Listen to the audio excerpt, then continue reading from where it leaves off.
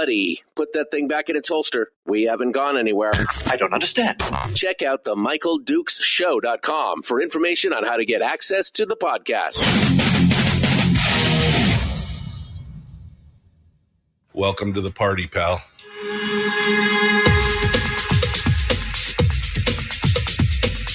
The Michael Dukes Show. The greed and the entitlement is astounding to me. What more could you want from a low-budget radio program? This is a dumpster fire. That was just BS. It is time to get a new perspective. We know just what you need, and we've got just the cure. Open wide and prepare for a steaming hot cup of freedom. I just don't fathom it. The Michael Dukes Show, streaming live across the world. Live around the world on the internet at michaeldukeshow.com, where you'll find pretty much everything to do with the show, the audio-only stream, the podcast links to all the various podcasting outlets that we have, and, of course, links to social media, where we simulcast the radio show each and every morning here on the program on Facebook, YouTube, and Twitch. Also broadcasting live across the state of Alaska on regular old terrestrial radio. My favorite. I love the new stuff, don't get me wrong. But regular old terrestrial radio is my favorite. Broadcasting on your favorite radio station and or FM translator around the world. This program brought to you today by your friends over there at Satellite West. SatelliteWest.com. Doesn't matter where you are in the state of Alaska, Seward to Sitka, Savunga to Selawik, from Nenana to Ninilchik, and from Diomede to Delta Junction. It is the only place, SatelliteWest.com, where you'll find all the tools and technology to stay connected all the time, everywhere, all at once. So go check them out, SatelliteWest.com. They got a list of local dealers, including Radar Alaska out on the Spit in Homer and Lundy Marine Electronics out in Dutch on Alaska there. So go check it out. All right. Well, good morning, my friends. This is the day. This is the day. This is the final day of the regular session. Tonight at midnight, well, guess what? We all turn into chicken. That's what happens at midnight. We all turn into pumpkins, and the end of the session is nigh. And it looks like we are no closer now than we were yesterday, the day before, or quite honestly, 121 days ago, to having a budget from the Alaska Senate. Now, the House passed their budget back in April, 17th of April of already last month. So 30 full days ago, the House passed their budget out, sent it to the Senate, as was as is the tradition and the mandate for the Senate to review and talk about and do all that stuff. The Senate, meanwhile, has laid out platitudes and done a lot of smarmy side-mouthing and said, well, we'll get it to you here eventually, and we promise not to do this, or do that, or do the other thing. And then they went ahead and did all that anyway, and still have not passed a budget over to the House of Representatives. And it's almost like they have no shame about it. They they literally seem to have no shame about what's going on. And it looks like they're not going to, they're probably not going to budge on this. And surprisingly, again, as I said yesterday, many of the news media outlets have not been covering it up as much as, I'll be honest, as I expected them to. Again, Iris Samuels over at the Alaska or the Anchorage Daily News has a piece out from last night. From last night that pretty much lays it out that this whole thing, if we are coming up against, any kind of budgetary crisis, that this whole thing is being laid at the feet of the Senate. and that they are not ashamed of this at all.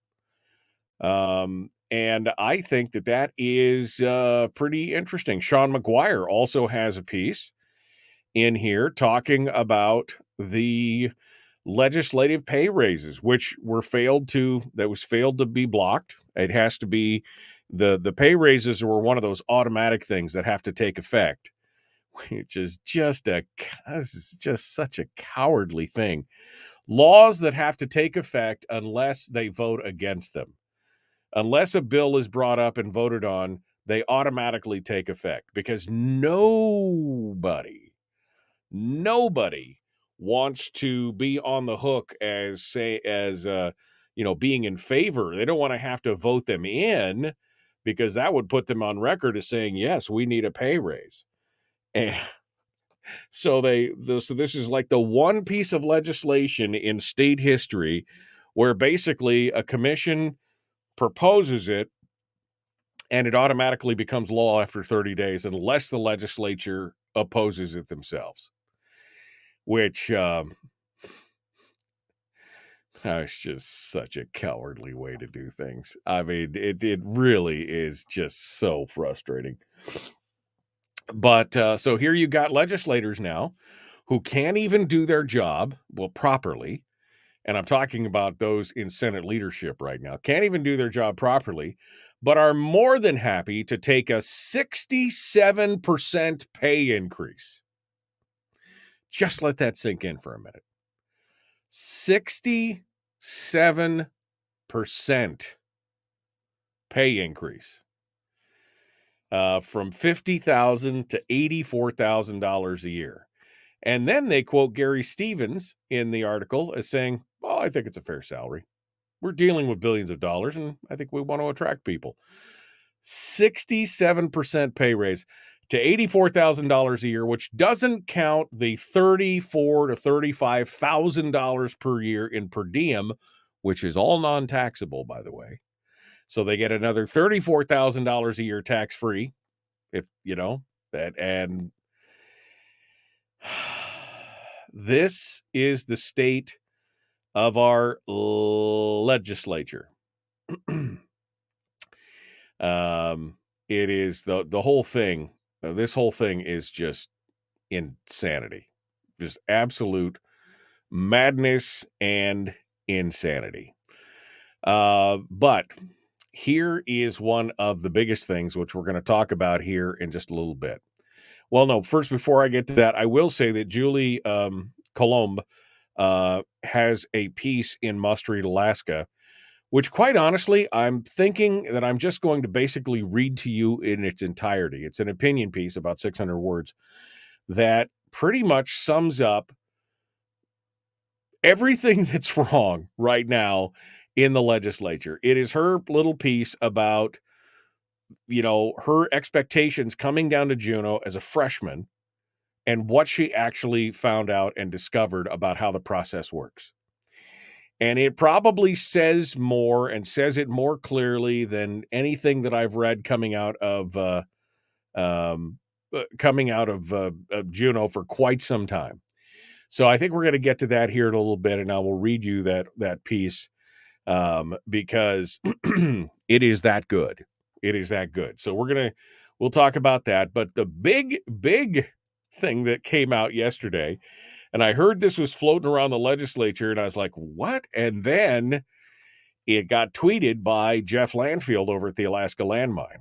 And here's what it says. This is the tweet from yesterday at 3 p.m. Wow. Now hearing that Governor Dunleavy might not even call a special session if the legislature doesn't pass a budget by tomorrow. Basically, he would tell them to figure their own stuff out. Legislature needs 2/3 to extend 10 days or call their own special session. I mean, this is like the ultimate game of chicken. They basically saying, you guys figure your stuff out. I'm not going to do anything. I'm not going to call a special session. If the government shuts down, guess what? That's on you. So I haven't quite decided yet whether this is brilliant or I guess is it just avoidance or is it brilliance? And I haven't quite decided. I'm leaning towards brilliant, quite honestly. I'm leaning towards brilliant on this, where he just is like, you guys figure it out. You guys have had 121 days. You figure it out. Don't get me involved. This is like the parent who's like, you guys just fight it out. The two kids are fighting. You guys just figure it out. Just keep fighting. I'm done trying to straighten out your behavior. You guys just go ahead and duke it out in the yard and let me know when you're done. So again, I haven't decided whether this is brilliant or just avoidance.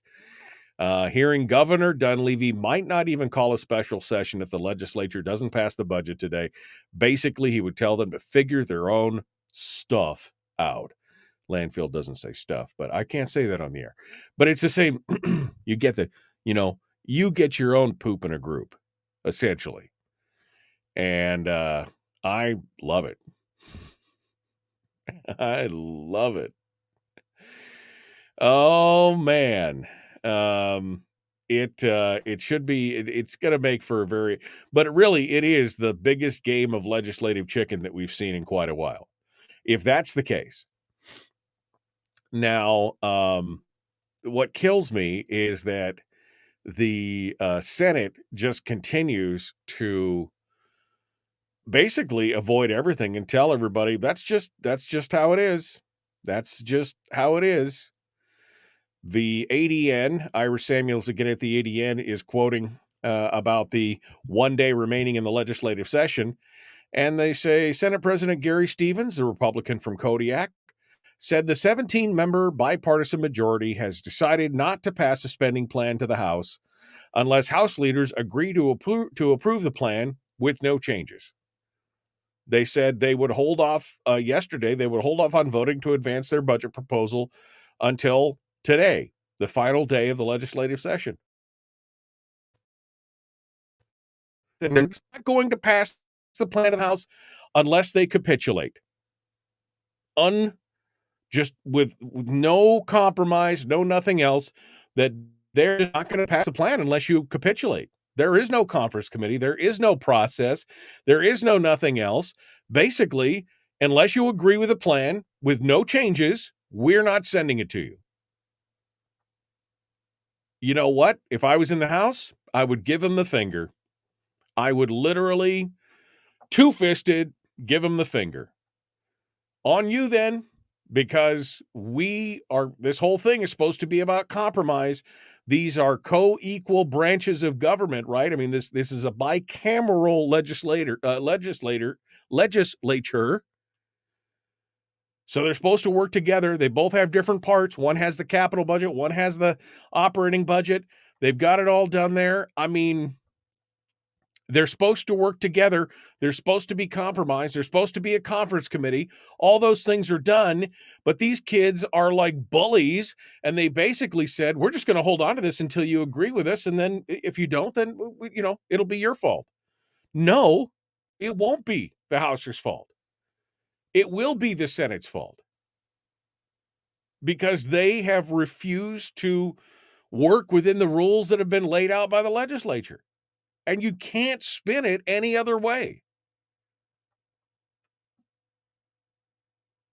Gary Stevens has said the Senate majority has decided to not pass a spending plan to the House unless House leaders agree to approve the plan with no changes.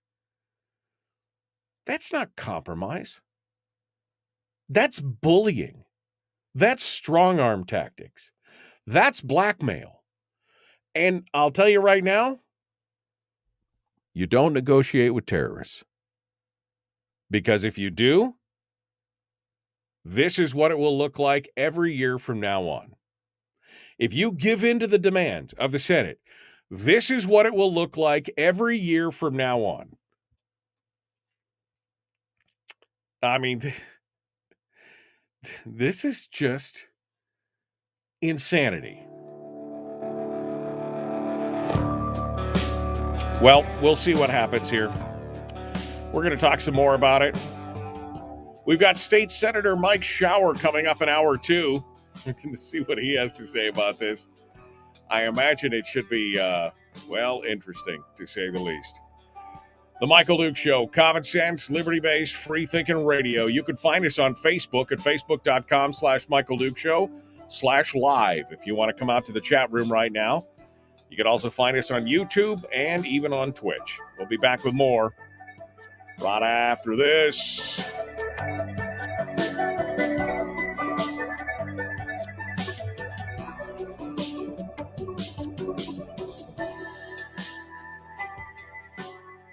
If you missed the show, you can listen to it on your time with Dukes On Demand.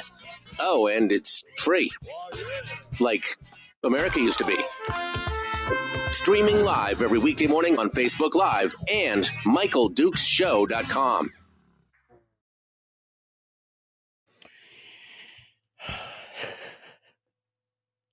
There is just so much hubris and so much arrogance going on here. I mean, I just cannot wrap my brain around. I just can't wrap my brain around it. What's going on? Good morning. Good morning. Good morning. Good morning. Good morning. Jeannie's not feeling very well. Jeannie, I'm sorry. Bill, happy birthday. It was your birthday. Everybody say happy birthday to Bill. It was his birthday yesterday. Brian lost his cup of coffee, but then again out of the front porch. Let's see. Yeah, they've been too busy trying to pass the Juneteenth bill. Yeah, I got that. Senate doesn't give two craps. Yep, that's sort of how will the media spin it to blame the House? Hawk, that was my initial reaction. I thought that they would be spinning it to blame the House, but quite honestly, they've been doing a pretty good job at pointing the finger right at the Senate.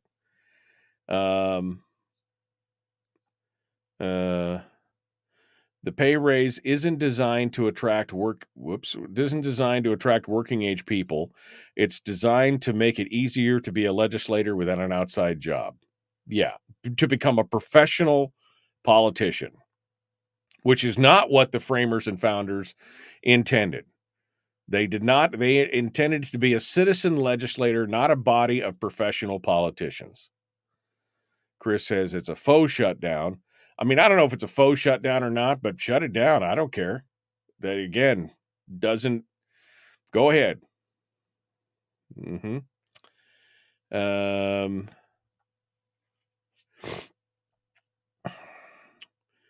think you spelled crap on their constituents wrong. If they call for a special session, he should order them back to Wasilla. He's nothing to lose and everything to gain. I mean, he's already shown that he doesn't have the intestinal fortitude to force them to a session. So, I mean, I don't expect to see anything different from Dunleavy on that. I mean, if I was him, I would have called him to a special session in the Wasilla. When they didn't show up, I would have sent the troopers after him. I would have gone and rounded him up and brought him there and said, this is how it works. But he showed that he doesn't have the intestinal he doesn't have the balls, is what I'm saying. He didn't have had a distaste for it then, still has a distaste for it now. There's something in the operating budget they do not want us to see, says Kevin McCabe. Maybe that's why they passed it over. That could very well be. I mean, that's the thing. You're going to agree to it without seeing it, or we're not going to pass it over to you. What kind of bullshit? I mean, what? So what do we do about it, says David? I know. We vote harder. No, I wish I had an answer for some of that. I wish there was an answer to that. Thuggery, says Brian. That's a good word, thuggery. Let's see. It makes sense. There's money involved. Good morning. Good morning, Dad. Can't see you on Facebook. Reload. Oh, my dad's on YouTube. Facebook is working, so I don't know what's going on. But anyway, yeah, I'd like to know, Kevin, a word on what Kevin says. There's something in the operating budget they do not want us to see. Well, that's interesting. Any word on what it is? Any rumors floating around? I'm curious. because that's what it sure sounds like. And then how fiscally and responsible, or just even not fiscally, how responsible would it be to say, sure, we agree to what you say without ever seeing it? You're going to agree to it without it ever coming out of committee. I want to see the language. I want to see. Not going to vote to concur until I see the bill. And even then, I'm not going to vote to concur without our say. That's part and parcel of it. All right, we're coming back into it. Here we go. The Michael Duke Show. Common sense, liberty-based, free-thinking radio. Like and share, like and follow, do all the stuff. Here we go.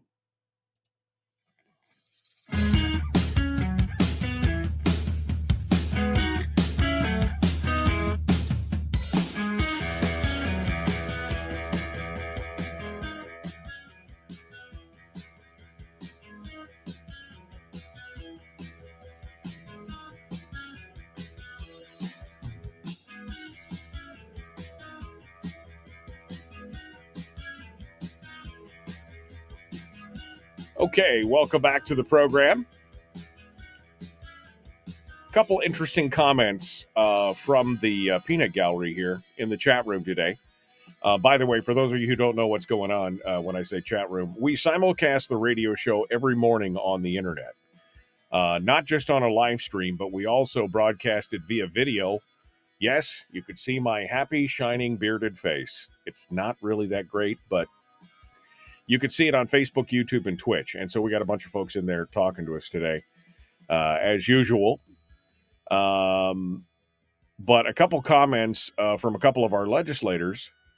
First and foremost, Senator Rob Myers in the chat room on YouTube says, in regards to the pay raise, he says the pay raise isn't designed to attract working age people, because that's what you hear a lot of. Well, you know, a lot of these people, they just couldn't afford to be here. We need some younger input, and we need, but that's not necessarily true.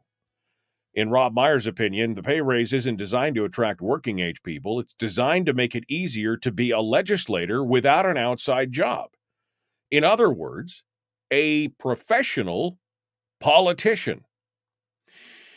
Well, I suppose if you're making $120,000 a year as a legislator, working 5 months out of the year, 4 or 5 months, maybe if you get a special session, then yeah, that's pretty good money if you can get it. Pretty good money if you can get it. But that was not the intent of the framers of the U.S. Constitution, let alone the framers of the state Constitution. They were looking for citizen legislators. So that was the first interesting comment. Then we got discussing, of course, what's going on, and the fact that the Senate is not going to send the budget to the House, not going to transmit it to the House unless the House agrees and capitulates completely and agrees with it. Representative Kevin McCabe from the House Majority said there is something in the operating budget they do not want us to see. Now, I'm assuming that if they're looking for a concurrence vote, they must have some language out there floating around for people to review. Because if they're just basically saying, we're not going to show you until you agree to everything, that, I mean, what? But it is interesting. What is hidden down inside this budget that they don't want folks to see? What is the thing that's going on inside the budget? I want to know. You know, Kevin goes on to say they just seem so intent on not going to conference committee. I mean, yeah. I mean, that's the thing. How do you just hold your nose in the air and walk down the aisle and say, we don't deal with the peasants unless they agree with us at every level? I mean, how do you even, what? So again, this tweet that just came out, and that came out from Jeff Landfield. This could add an interesting wrinkle to this whole thing. And for those of you just joining us, I was talking about this earlier. This is setting up what I'm calling the biggest game of chicken that this state has ever seen. That the rumor has been, and I heard it early yesterday from somebody and said, well, that would be interesting, but I don't know if I put much credence in it. And then Landfield tweeted about it. So apparently he heard the same thing from somebody, or the same people or different people, where he said he was now hearing that the governor might not even call a special session if the legislature doesn't pass the budget today. That basically he's telling them to figure out their own crap out. You guys figure it out. And maybe it's avoidance on the governor's part. Maybe I'm reading too much into this. Maybe he just wants to be part of that train wreck. Or maybe it's just like I said, the biggest game of chicken that you're just like, you guys duke it out. Here's the good news of this is it doesn't appear that the news media is capitulating with the Senate in trying to blame somebody else. The news media has actually been pointing out very clearly that the House did their job. They transmitted their budget, that the Senate has held everything, and they've been quoting all these let them eat cake quotes from the Senate leadership, basically saying it's our way or the highway. And when the government shutdown is going to be looming and occurring, it looks like they're going to be the ones that are going to be on the hook for it. The Senate will be. Now, does that matter? Gary Stevens, is he ever going to be unelected? Bert Stedman, is he ever going to be unelected? Click Bishop, is he ever going to be unelected? Kathy Giesel, she's probably the most vulnerable of all the players that I just named. But everybody else, they'll be in there till the day they decide not to be or the day they die. They are almost bulletproof. They can't be shaken off of their podiums, it seems like. The people of Kodiak, I'm talking to you people in Kodiak. The people of Kodiak just keep sending Gary Stevens back again and again and again because he delivers whatever it is that they want him to deliver. Stedman from Sitka, Click Bishop from the Interior, he's got the labor union so forcibly behind them that he couldn't be. Elijah Verhagen ran a pretty good campaign this last time around and just barely nicked the paint on Click Bishop. It's insane. And yeah. These guys, I think they're there until they leave of their own accord or decide to run for governor or something like that, right? Although, why? You've got all the power. I can't see Stedman ever leaving he'll be there till they'll have to carry him out of office because he loves it. He loves the Machiavellian politics and the power of controlling the whole budget. Stevens, I think, wants to retire because he's been pushing so hard for this legislative pay increase. And because he's been in the legislature long enough, he was part of the PERS and TERS program. I think he's probably a tier 1 employee, and he gets 60% of his top 3 years of pay. So if he gets this big pay bump to the $87,000 plus, he's going to get a big, healthy retirement. So he's probably going to spend another couple of years in there, and then he'll be done. And he'll walk away and retire to somewhere else. Thanks, Kodiak.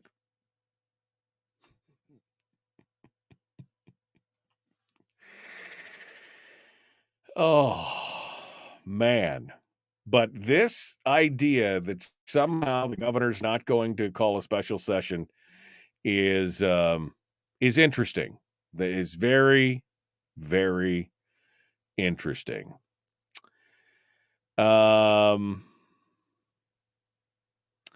Everybody needs to take 2 minutes, says Brian, and send their representative an email encouraging them to stand against this thuggery. And that's really what it is, folks. It is arm twisting. It's extortion. To basically stand there in the public square and say, traditionally, you give me one half of the budget, I give you one half of the budget, and then we sit down and we work it out amongst ourselves, where the compromises are. But instead, this year, you give your half of the budget, and they look at you and say, we're not giving you our half until you agree to it, no matter what. What? What? It's it's just it's crazy. And they've gotten away with it because they've gotten away with it in the past. And like I said, this is why, and I'm using the analogy of the United States does not, to the best of the public's knowledge, negotiate with terrorists. Why? Because they realize that by rewarding that kind of behavior, they just encourage it more. You know, if they hijack a plane full of people and the terrorists demand $1 million or whatever, and they give into it, then they say, oh, that worked. Well, we'll just hijack another plane full of people and do it again. That's why they don't do that. If we give in to this, Bert Stedman will gleefully stroke his walrus mustache and tell you, well, see you next year. We'll be doing exactly the same thing because it worked.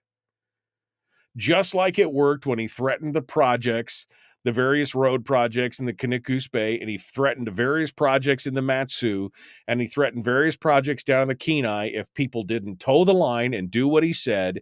He used his information, his institutional knowledge, and the power of his position and his chairmanship to basically lord it over everybody else. And because everybody gave in, here we are. Remember just a little bit ago when he said he wasn't going to do the turducken, and then he did it anyway? This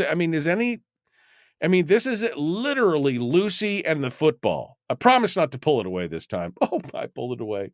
So sorry. So sorry. What was I thinking right there? And here's what I'm worried about. I'm worried about the 4 or 5 weaker House Majority Caucus members who may be swayed by threats or by, threats of defunding, or, may be enticed by new funding coming to their things. I just want to know. Just want to know where it is.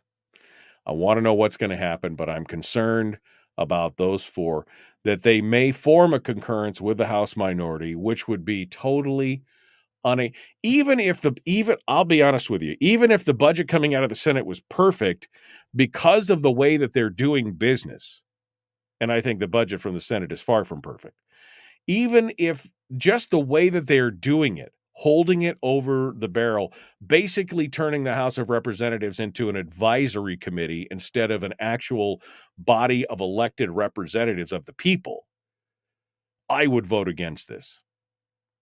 Because that's not how the process is supposed to play out.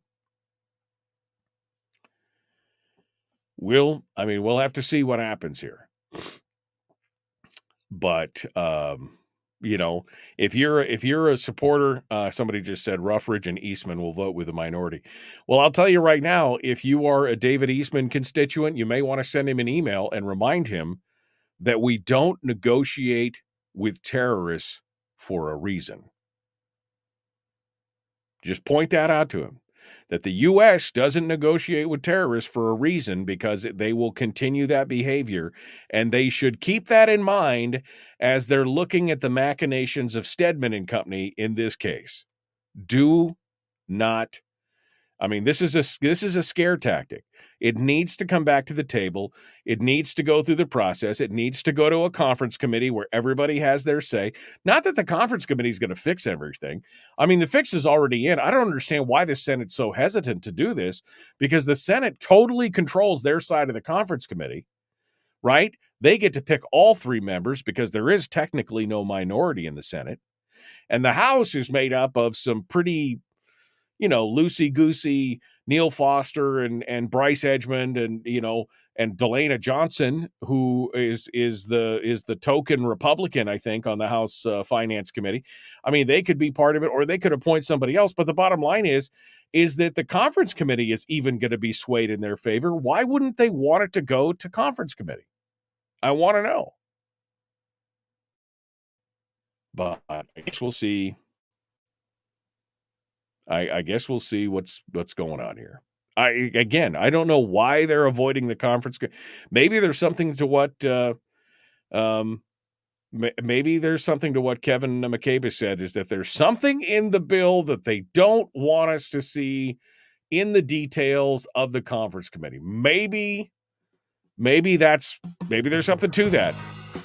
I mean, because they could own the conference committee. Why don't they just do it? We'll see. All right. The Michael Duke Show. Common sense, liberty-based, free-thinking radio. We return with more. State Senator Mike Shower going to be joining us at the top of the hour. Up next, the thoughts of Judy Colomb. We're going to read those up here. Be right back.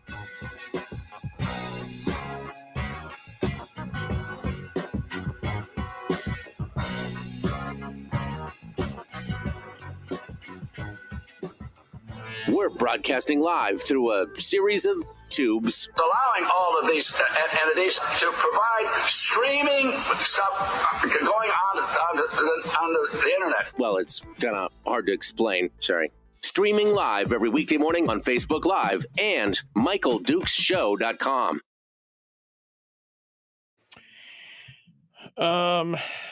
Eastman won't care. He just bulls up and ignores the right thing.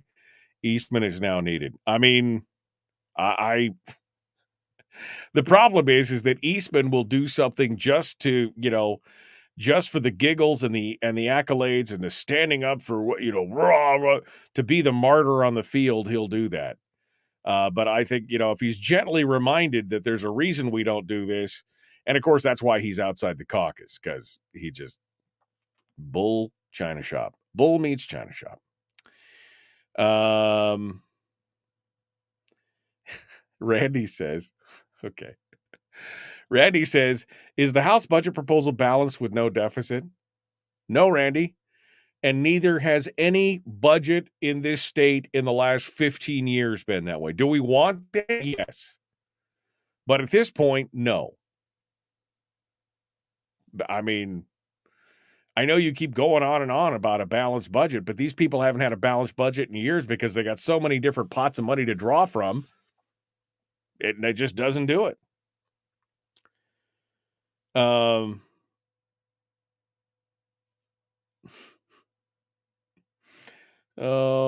shouldn't the Shadow Eastman spokesperson chime in here, says Brian? I don't. Who is the Shadow Eastman spokesperson? But I'll, the three S's need to go away. That would be Stevens, Stedman, and Stutz. I think those are the three that Greg is talking about, but don't quote me on that. Bill said we should fact check my statement. I don't remember which statement that was, Bill, because that was 10 minutes ago. So you'll have to remind me. I'm going back up.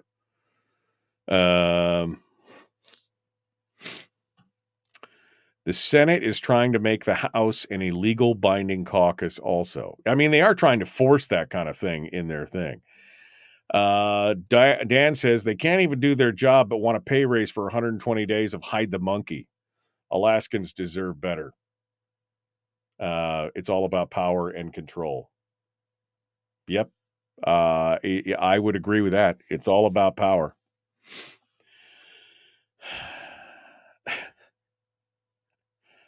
Oh, and then Melody says something about there's some meeting Thursday, Matsu Assembly Building, 2 p.m. regarding a book reconsideration of a book supposedly porn in our school library.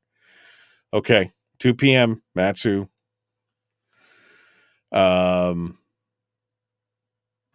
Yeah. Okay. The governor's budget. The governor's budget had a hole in it too, e.g. not balanced. I mean, again, there hasn't been a balanced budget in this state in how many years? This is not rocket science here. Bill, I can't even say what you wrote there in context because it might get strung together by the AI that's monitoring the program, I'm sure. What should happen is base every representative pays solely on performance. They fix issues, they get paid. They screw around, they don't.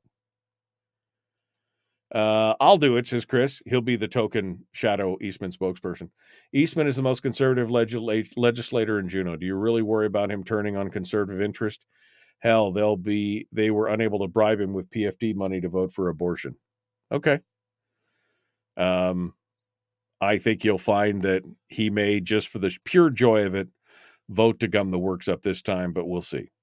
I mean, I like I said, I agree with a lot of what David believes in, but I don't agree with the way that he does it, because I think that there's a bit of a martyrdom complex that's built in there of, I mean, that's just kind of how I view it from the outside. Maybe I'm totally wrong, but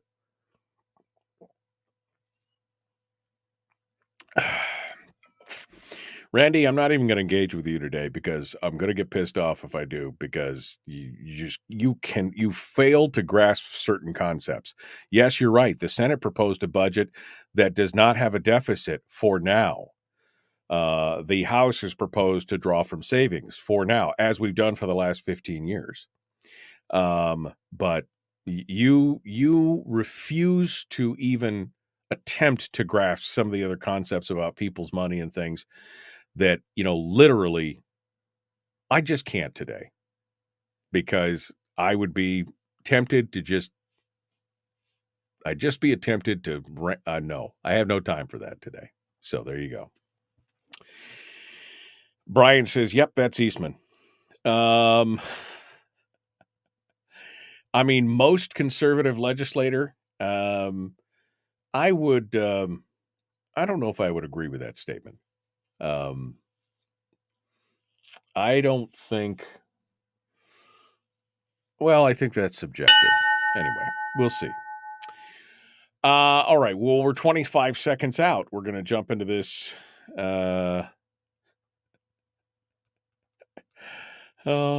Sometimes the salt. This room is getting salty this morning. All right. We're going to jump back into it. Here we go. The Michael Duke Show, Common Sense, Liberty-Based, Free-Thinking Radio. I can't even. I just can't even. The Michael Duke Show, proudly splitting the left versus right dichotomy. Yeah, I had to look that word up too. I don't think it means what he thinks it means. Here he is, though. That guy, Michael Dukes, the one with the show.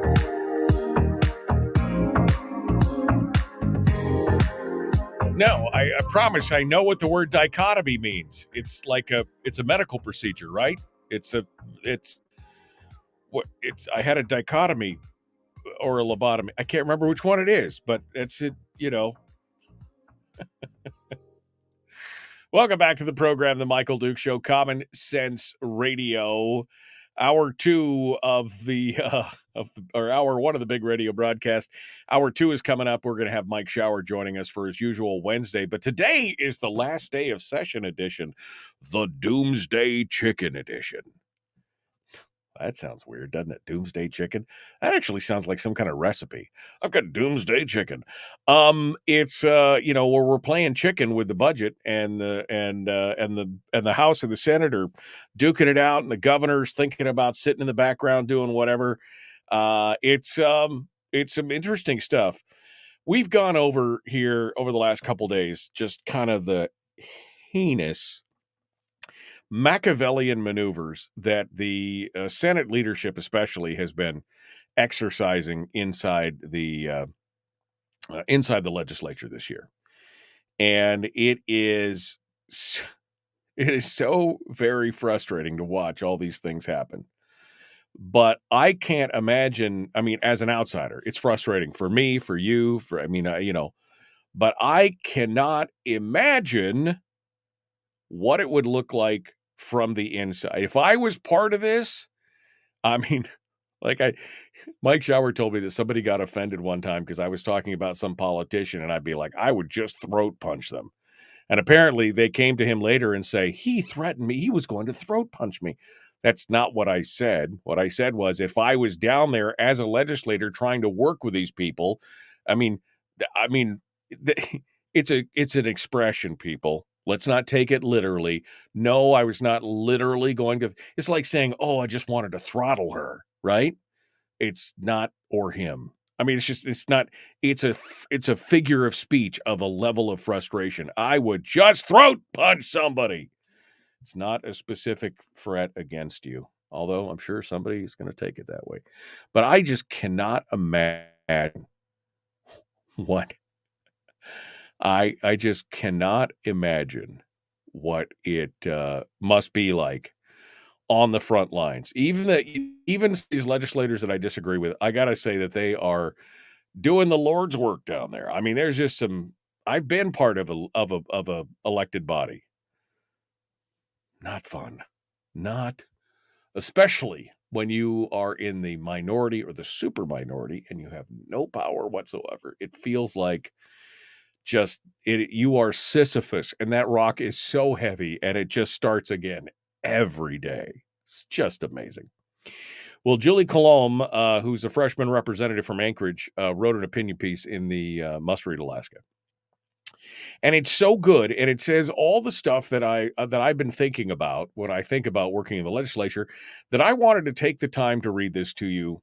And it's only 600 words or so in its entirety. This will take just a couple minutes, but I want to read this to you because I think this just shows you how people want to do the right thing, and they get down into Juneau, and this is what they see, and this is why they either leave or they join the machine, one of the two. But this is the level of what is talking about. So here's the piece from Julie Colomb. It says, and I'm going to be reading from its entirety. I'll let you know when I'm done. Or if I take a sidebar, I'll let you know. In coming to Juneau, I had every intention to approach the legislature with an open mind, build bridges, and work towards consensus. It's important to me to always keep what is best for Alaska at the forefront. By and large, I've been satisfied with my experience and with my fellow House colleagues. I joined the freshman caucus early on to establish relationships, so when the tough issues came to a vote, I had heard the other side of every bill and could make my decision with all voices represented. The one thing that I had counted on was the process, laid out in statute and the Constitution. I assumed that the other body would also be working in good faith, but that has not been my experience. In my estimation, the current Senate majority considers the House as somehow inferior, rather than an equal partner in a bicameral legislature with simply a different role. The broken process began with the dubious legislature pay raise from the Compensation Commission. The House voted the initial increase down, but it was clear we had been duped, and what the Senate wants, the Senate gets. Then the House passed the operating budget to the Senate on April 17th with assumed promises that the Senate would pass over the capital budget in a similar manner. This is the tradition where each body takes on a separate budget, then passes the budget over to ultimately reach concurrence or go to conference committee. Disagreement is expected, and there's a process for resolving it. The Senate did not pass out the capital budget and kept the operating budget. Until this day, I have not had a voice in the capital budget. Furthermore, the Senate reversed every amendment the House majority rejected in the operating budget, including just about every change that I and others made in subcommittee. I'm going to repeat that one paragraph because this is so ultra important. The Senate did not pass out the capital budget and kept the operating budget. Until this day, I have not had a voice in the capital budget. Furthermore, the Senate reversed every amendment the House majority rejected in the operating budget, including just about every change that I and others made in subcommittee.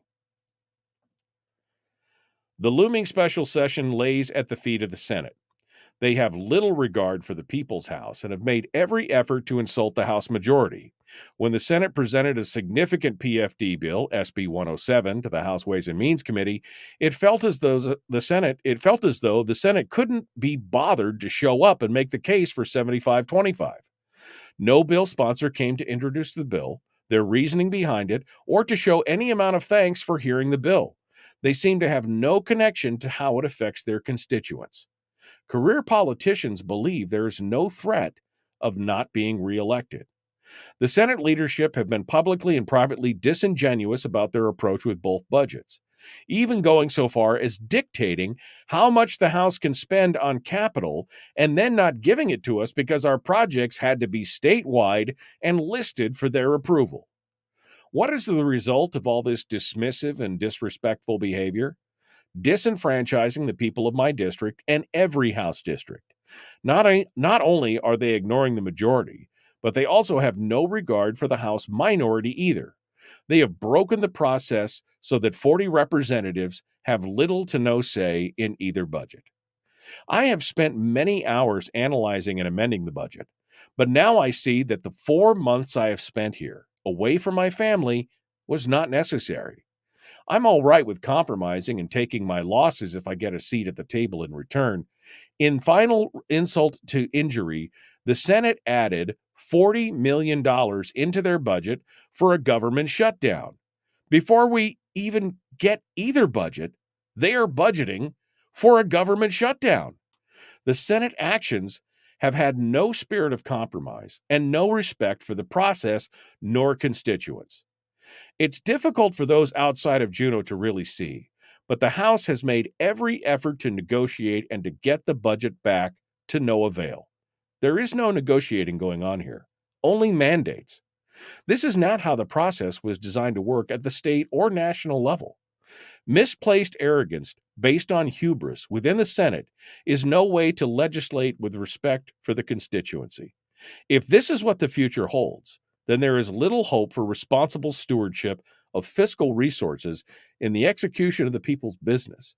I, for one, will do all in my power to thwart such bureaucratic tyranny. Boom.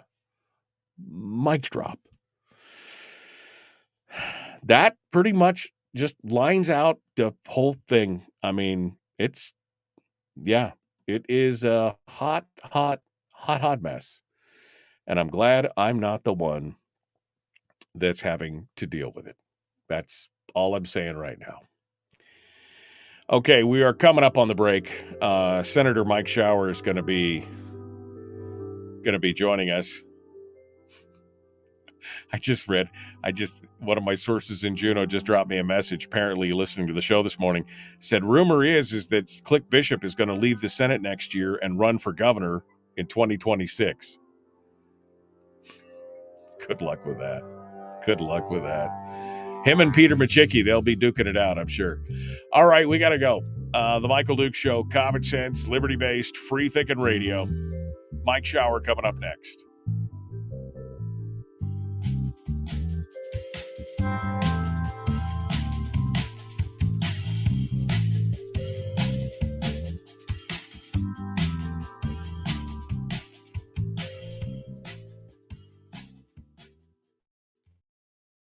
Wow. Wow.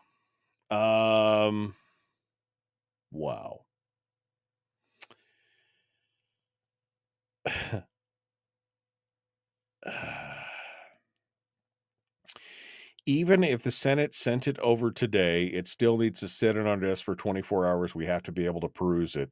It's almost not worth having a session today. Yep.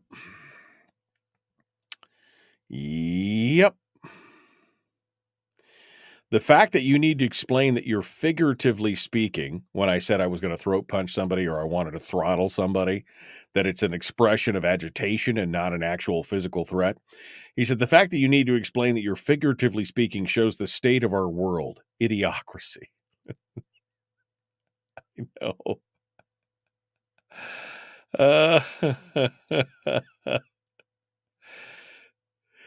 Oh, man. You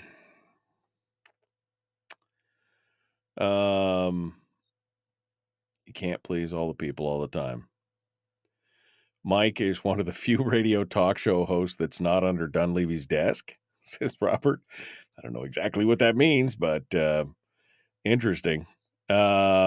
That is a good read. Yeah, you should almost, you could feel her frustration coming through. I mean, she keeps it in, but it is I mean, and it lays out all the things that they've done specifically wrong. I mean, just all the things that the Senate is doing specifically. I mean, stripping out and reversing every amendment that the House, even the ones that were done in subcommittee.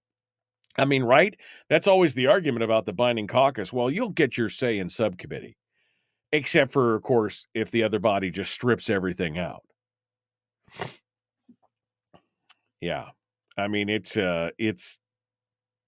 crazy. Just absolutely crazy.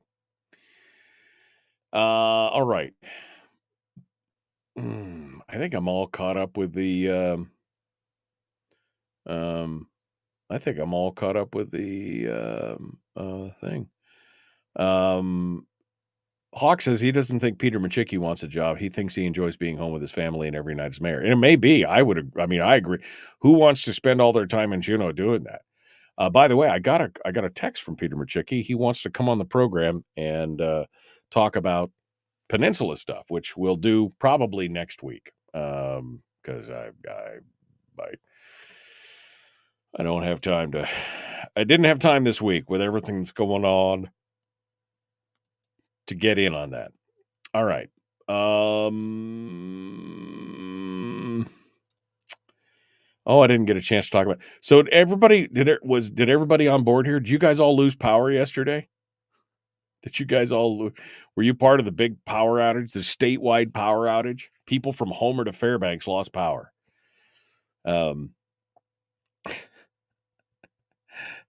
I have to laugh because my wife sends me a text message. I'm in Anchorage at the radio stations there working at my desk, and all the power goes out. And all the power goes out, and I'm like, oh, that's not good. And then I immediately get a text from my wife that says, the power's out. Did you not pay the power bill? I mean, it's a running joke between us. I pay the power bill. And I'm like, no. I said, in fact, the power's out here too at exactly the same time. And she goes, are we being invaded?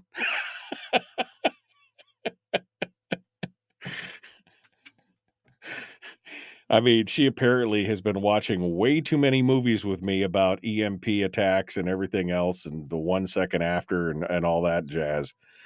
So I'll be honest with you. When I discovered that the power had gone out consecutively in Anchorage, Wasilla, Homer, and Fairbanks, I thought, well, that's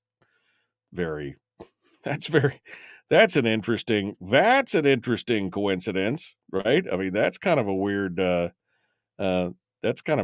thing to be all about. So anyway, yeah, it was the extension cord between Homer Electric and Fairbanks came unplugged.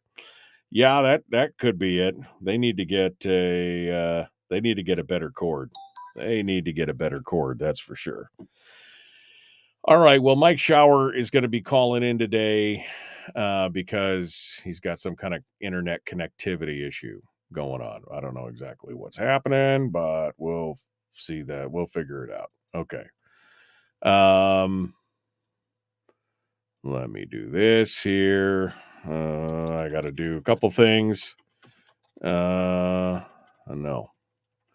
Sorry. I can't type and talk at the same time. State Senate. Yep. Okay. Got it right there. Yep. Got it right there. That all works. That all works. I got that going on over here. He makes it so difficult. I'm just trying to right there. That's the one I want. Okay.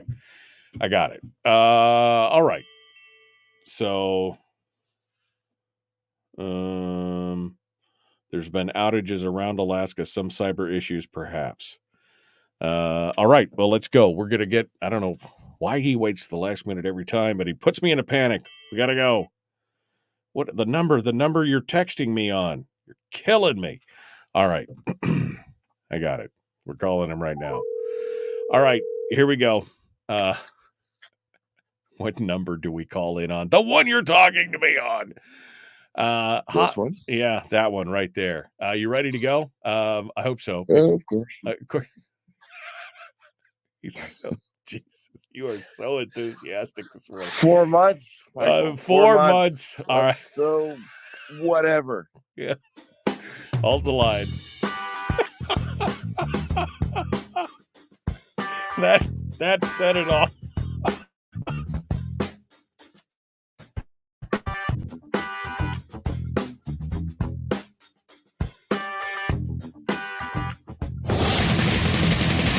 Whoa, buddy. Put that thing back in its holster. We haven't gone anywhere. I don't understand. Check out the MichaelDukesShow.com for information on how to get access to the podcast. Welcome to the party, pal.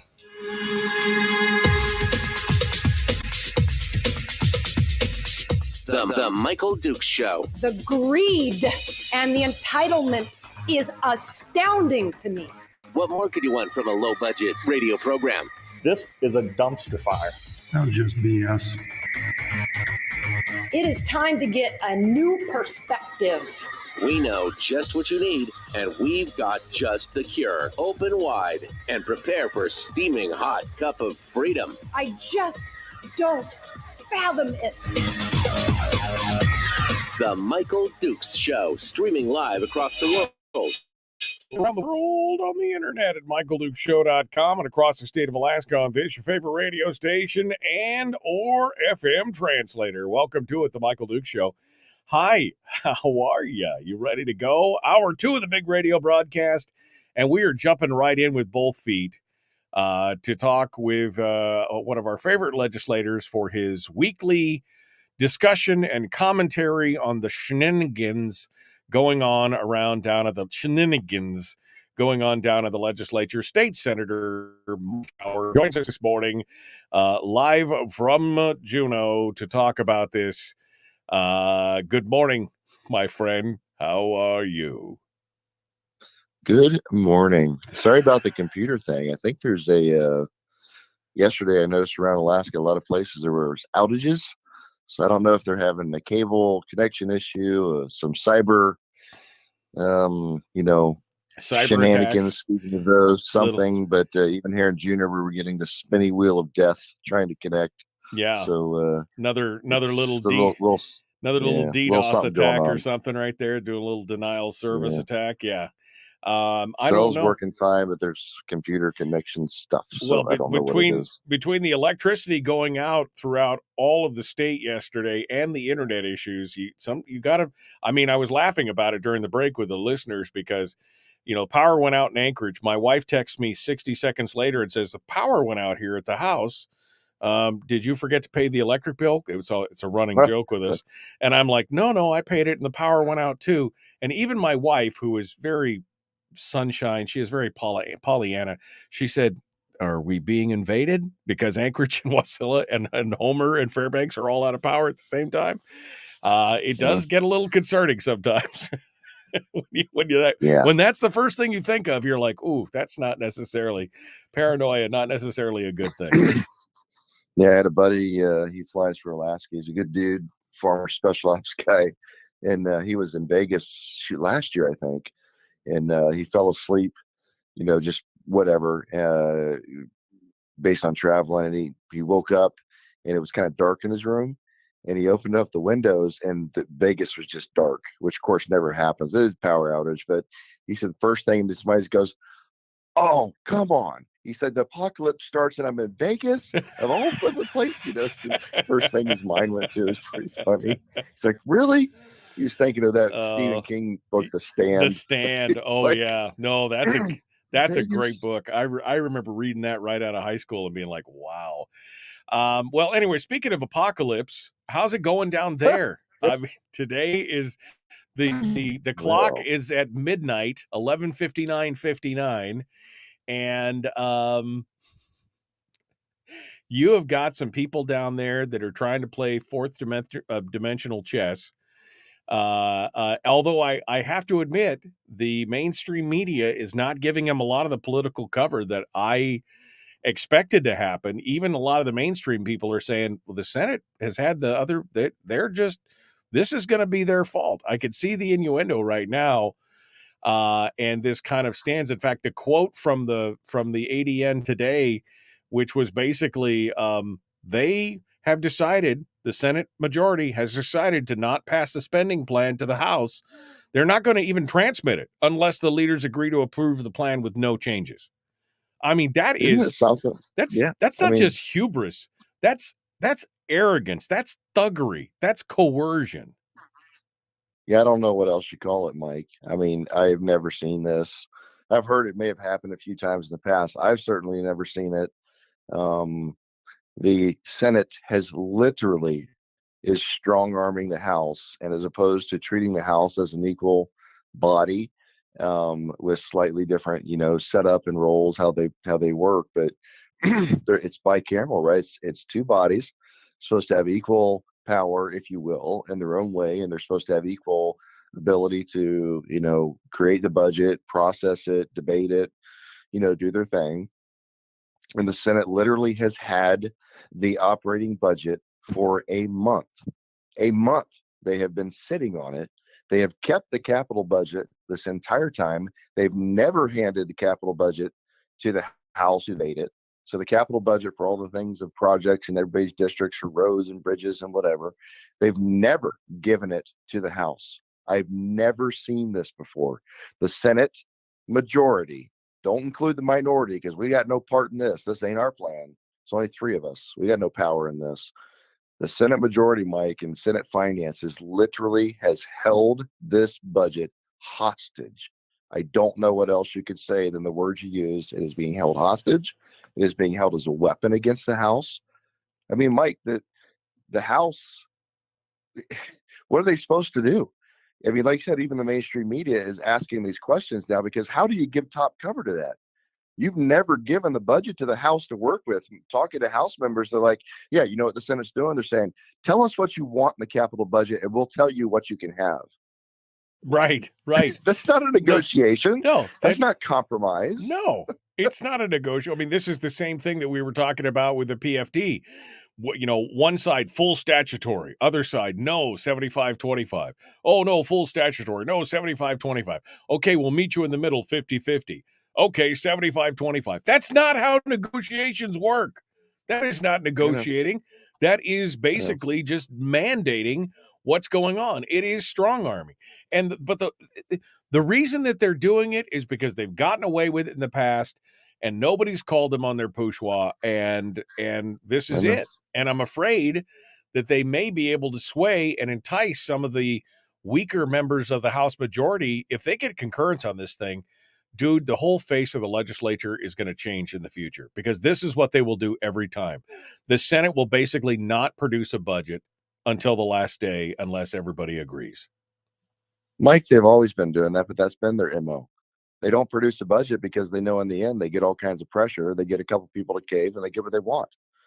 And that's the way they've been working it. They're not stupid. They've been doing this for decades.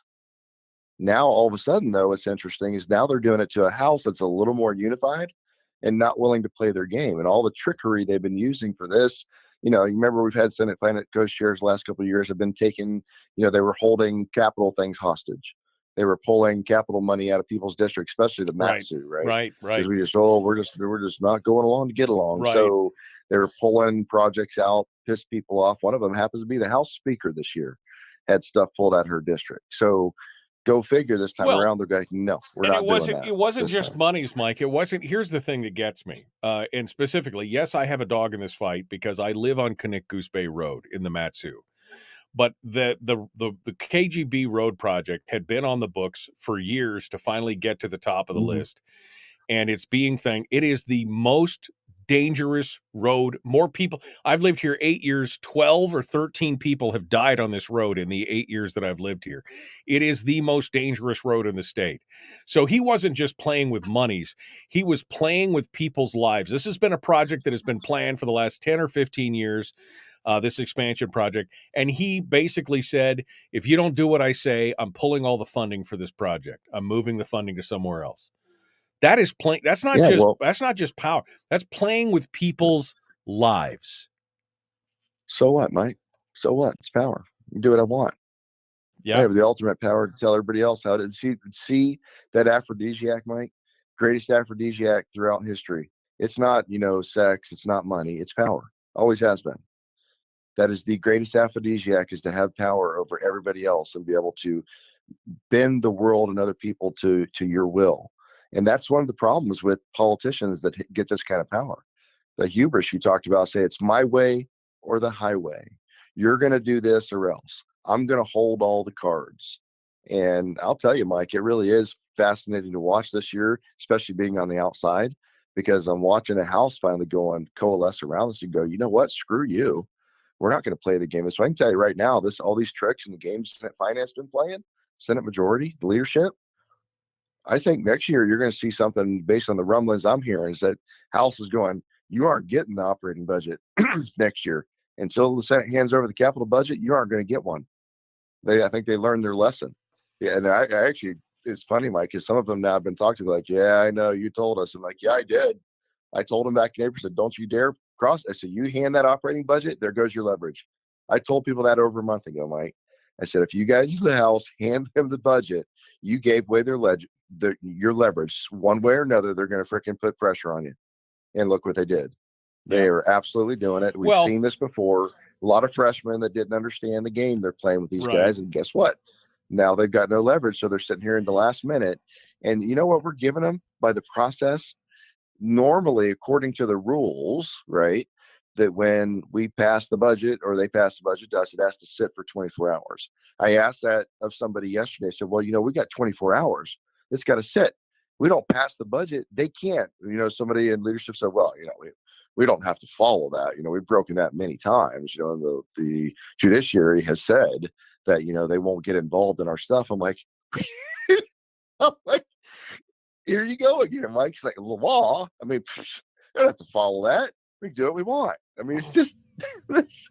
And the worst part of this whole thing, anyways. I mean, the thing is that they looked right in the camera. They looked right at the reporters, and they said early on, "Oh, well, we're not gonna turducken this. We're not gonna put this all into one bill." And then, boom, they did. All in one bill. I mean, they lied right to your face. They lied to the constituency. They lied to the press. And then they said, no, well, we changed our minds. We're going to do whatever we want anyway. I mean, the arrogance and the hubris of this whole thing is just astonishing. Well, I don't know who said what and who. All I know, Mike, I mean, because I don't watch every press conference with these guys and what's going on. Because the reality is at this point, I don't trust anybody. I just don't. I mean, I have been, just the way things have gone here, Mike, nobody, I don't even know what to say anymore. That's the problem for Michelle and I. We're kind of pretty trusting people, right? And I'm looking at all this and I don't trust anybody. I mean, it's you never get a straight deal. Fingers crossed behind somebody's back.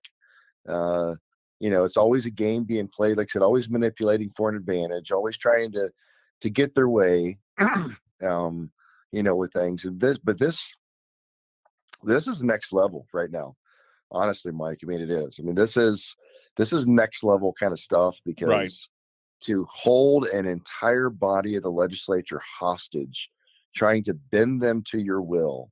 When you look at how much money certain districts have gotten over the years, how much money has been funneled to them, considering what you just said about KGB, the Matsu, and a few other places that get shorted often. But yet there's money that funnels to all kinds of interesting projects like roads to nowhere. It is fascinating that this stuff never gets called out, and we haven't been able to. But, I'll go back to another part too, Mike. And this is some conversations I've been having with people the last couple of days. You're never going to get long-serving conservative legislators that would end up having that kind of power, that have been around long enough to kind of do the Fairbanks, thing where they have 4-lane roads paved everywhere, because we tear each other up. These legislators that have been sitting around forever, they come from districts. They'll just keep sending them back decade after decade. And then they're around a long time, and they have power and knowledge of how the system works, and they know how to manipulate and play the game. And you're just going to see that. You're never going to have a 30-year legislator from the Matsu, Mike. One misstep, you're gone. You're conservative. You're out. Right. Left's already attacking you. The press is already after you. Oh, now you got the right after you. Yeah, you got no support. You're done. Right, So, because the other conservatives will be eating you alive, circling the wagons and shooting inward kind of thing.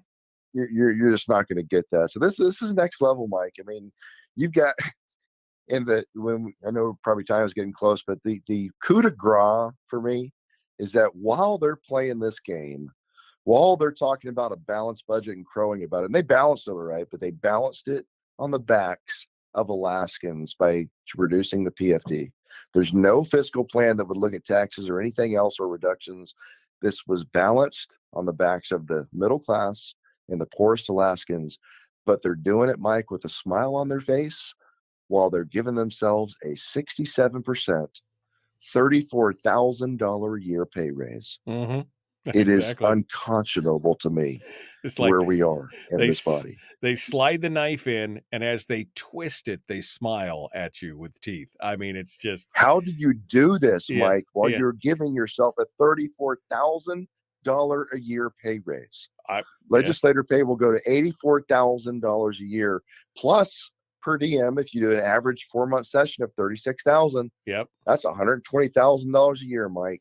Yep. I put in an amendment on the floor, and I think 5 people voted total to take away the pay raise. I had a specific amendment to strip the pay raise. It failed. It failed miserably.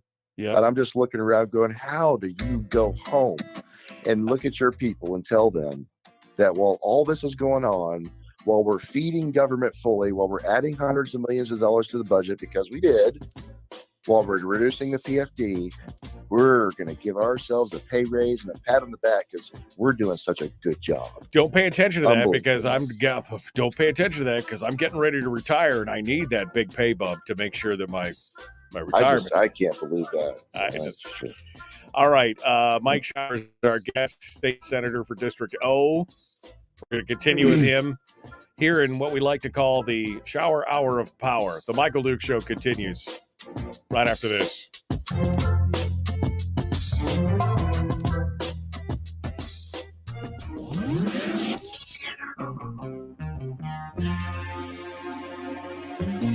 Listened to by more staffers in Juneau than any other show because their bosses told them to. And after what they just heard, oh man, they're going to be pissed. You're a bad, bad man. The Michael Duke Show.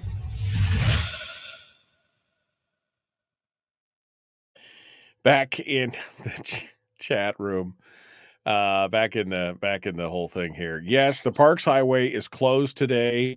The Daily News and KTUU both talked about this.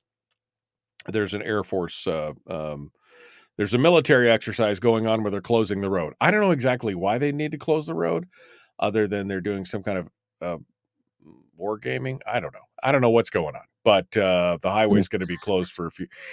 I mean, it's all I can think of. Wait a second. Why are you closing the highway? I don't understand. Anyway, that's going to be closed today for about 5-6 hours. So just make a note. If you're traveling, don't be driving down they're going to be closed between 198 and 201. So that's pretty far up there. So it's out towards Cantwell. I mean, it's definitely a weird place to a weird place to do it. So Chris just sometimes they do like a simulated crash exercise or searching. I mean, I'm totally speculating, Mike. I have no idea. I mean, they could be practicing landing on the road. I mean, who knows? They could be doing that. They could be doing a practice, like a crash scenario where they bring stuff in. I mean, I have no idea. But like I said, totally speculating. The Northern Edge is a big exercise. A lot of stuff going on. So they could be doing an insertion kind of thing, extraction. I mean, I don't know. And then people go, well, they turned off the power or stuff. Yet. I mean, not likely that the military would do that. They usually would announce something because, now there could be a darker side that, they're doing a quick, something with things, but they don't normally do that, Mike, because that kind of stuff like power outages and all that, I mean, that can affect people's lives. I mean, that can cause people, that can cause accidents and all kinds of bad things. So they don't normally play those kind of games. So I suspect that's probably something different. The highway thing, I've seen that before, especially up around Fairbanks when they're doing like red flags and things. They'll cut certain sections off for things that are going on. And like I said, it's usually just some portion of treating it real world, but not on the military reservation, if you will. So that's probably something like that, but I don't know. We'll see. We'll see. It's south of Cantwell, the East-West Express parking lot. I don't know. I don't know where it's at, but it's somewhere. It's up near Cantwell, somewhere maybe south, maybe north. I think it's south of Cantwell. You're probably right. It's probably that big long stretch of open road with no trees on either side if they're going to try landing. Although that piece of ground is pretty bumpy. I would hate to drop an airplane on that. That would be exciting. Okay. I mean, man, all I could see is the conspiracy theorists on that Duke show. Man, they're just crazy. They're gonna get somebody. Gary said they're gonna be landing C-146s on the highway. That's what they're doing. All right. Well, anyway, not a C-146. I was maybe C-140 seeking helicopters coming off the one of the ships amphibious out there. Maybe it could be C-130s might land there, but more like the helicopters or something, because like I said, our roads are not exactly in the best shape. No, so. I mean, I think a Herc would be the only thing you'd probably want to land on that road in that way, because damn, that road is not straight, and well, it's pretty straight, but it's definitely bumpy. I wouldn't want to land anything at speed on that thing. All right. Well, we've enough of our conspiracy theory madness here. I want to come back here, and Mike, we're going to talk about I want to talk about my commentary earlier. I keep waiting for Facebook to flag me for saying not negotiating with terrorists, for calling the legislature terrorists, but I'm using it as an analogy.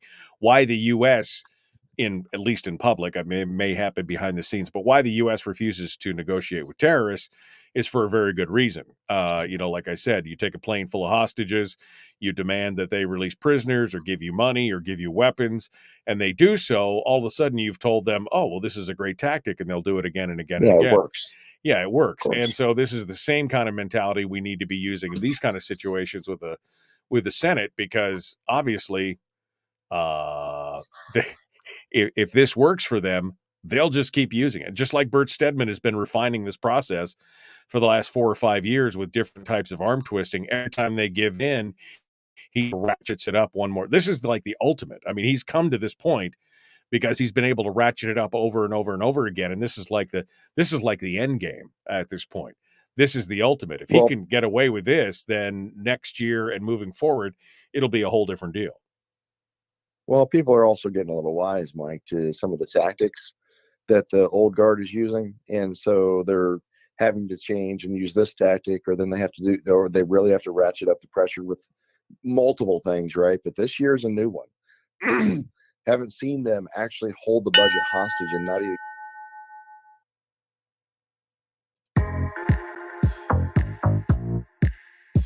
The Mike, your daddy. Sorry, not your daddy? Ooh, not your daddy's talk radio. Whew, I was scared for a second. Thought we were going down. Here's Michael Dukes and the show.